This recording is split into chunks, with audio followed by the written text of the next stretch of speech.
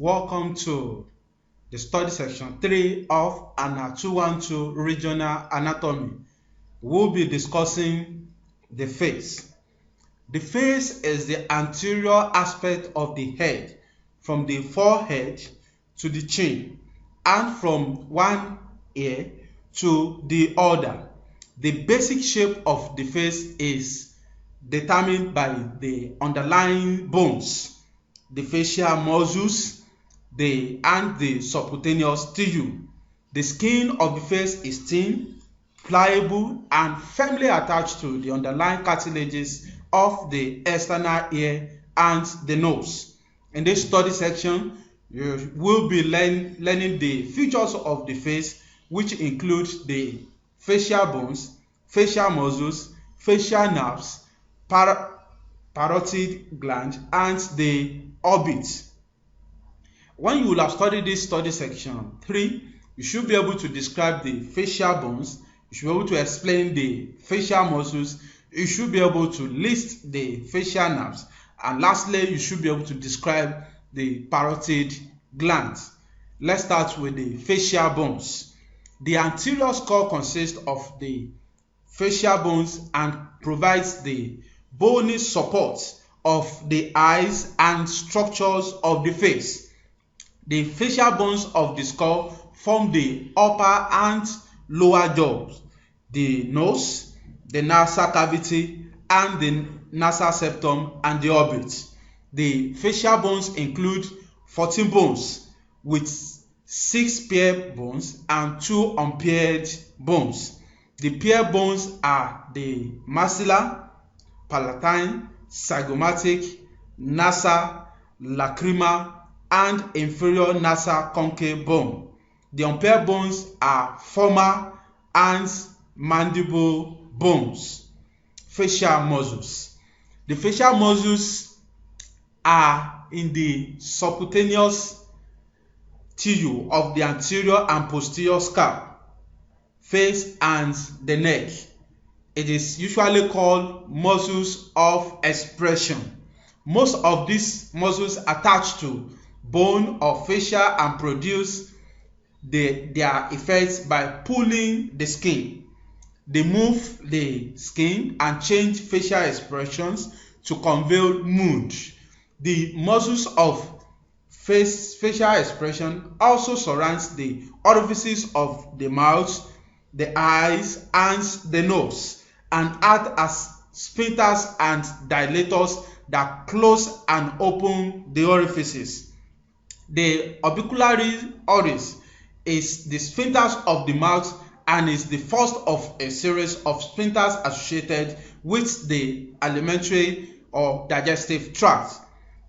The buccinator acts in smiling, is also keep the cheek taut, thereby preventing it from folding and being injured during chewing. The orbiculary oris and buccinator work with the tongue to keep food between the teeth during mastication, that is chewing. The buccinator is also active during sucking, whistling, and blowing, for example, when playing a wind instrument. The orbicularis oculi closes the eyelid and assists the flow of lacrimal fluid, that is the tears. It has 3 parts: the palpebral part, which gently closes the eyelids; the lacrimal part, which passes posterior to the lacrimal sac, aiding drainage of tears; and the orbital part, which tightly closes the eyelids to protect the eyeball against glare and dust. Facial nerves.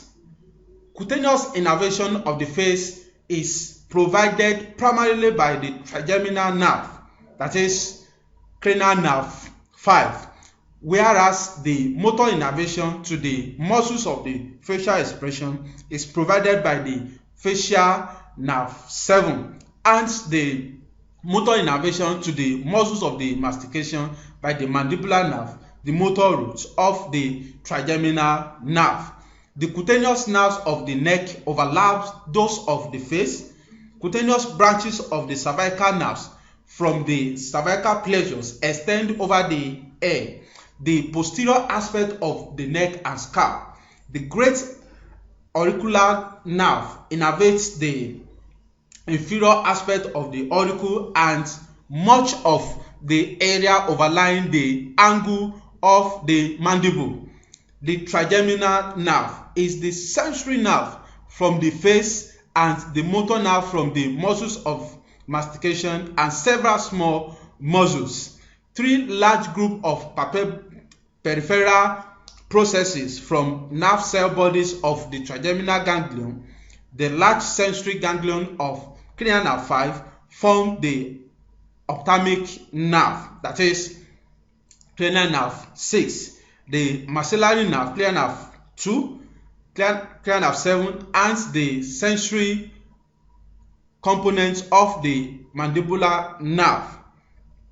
These nerves are named according to their main region of termination: the eye, maxilla, and mandible respectively. The first two divisions, cranial nerve 6, cranial nerve 2, cranial nerve 6 and 7 are all, cranial nerve 1 and 2 are only sensory. Cranial nerve 3 is largely sensory but also receives motor fiber from the motor roots. Parotid gland. The parotid gland is the largest of three pairs salivary glands. It is enclosed within a tough facial capsule, the parotid sheath, derived from the investing layer of deep cervical fascia. The parotid gland has an irregular shape because the area it occupies, the parotid bed, is anterior inferior to the external nalar occultic meatus, where it is wedged between the ramus of the mandible and the mastoid process. The apex of the parotid gland is posterior to the angle of the mandible and its base is related to the zygomatic arc. The parotid duct passes horizontally from the anterior edge of the gland. At the anterior border of the masseter, the duct turns medially, pierces the buccinator, and enters the oral cavity through a small orifice opposite the second maxillary molar tooth. Embedded within the substance of the parotid gland from superficial to deep are the parotid plexus of the facial nerve, that is cranial nerve 7, and its branches, the retromandibular vein and the external carotid artery on the parotid sheath, and within the gland are parotid lymph nodes. Orbit. The orbit is the bony socket that houses the eyeball and muscles that move the eyeball or open the eyelid. The upper margin of the anterior orbit is the supraorbital margin. Located near the midpoint of the supraorbital margin is a small opening called the supraorbital foramen. This provides for passage of a sensory nerve to the skin of the forehead. Below the orbit is the infraorbital foramen, which is the point of emergence for a sensory nerve that supplies the anterior face below the orbit. A pyramid-shaped space that contains the eyeball and associated structures. It is formed by bones of the skull. Orbit has 4 walls and apex.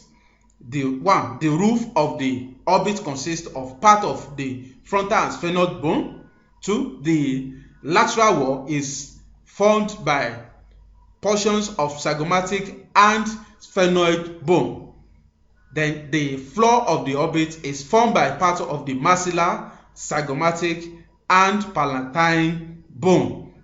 The medial wall is formed by portion of maxilla, lacrima, ethmoid, and sphenoid bone.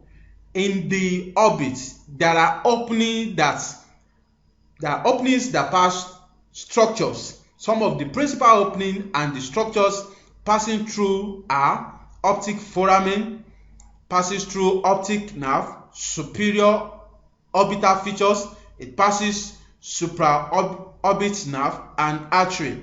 Then we have inferior orbital features which passes maxillary branch of trigeminal and zygomatic nerve and infraorbital vessels.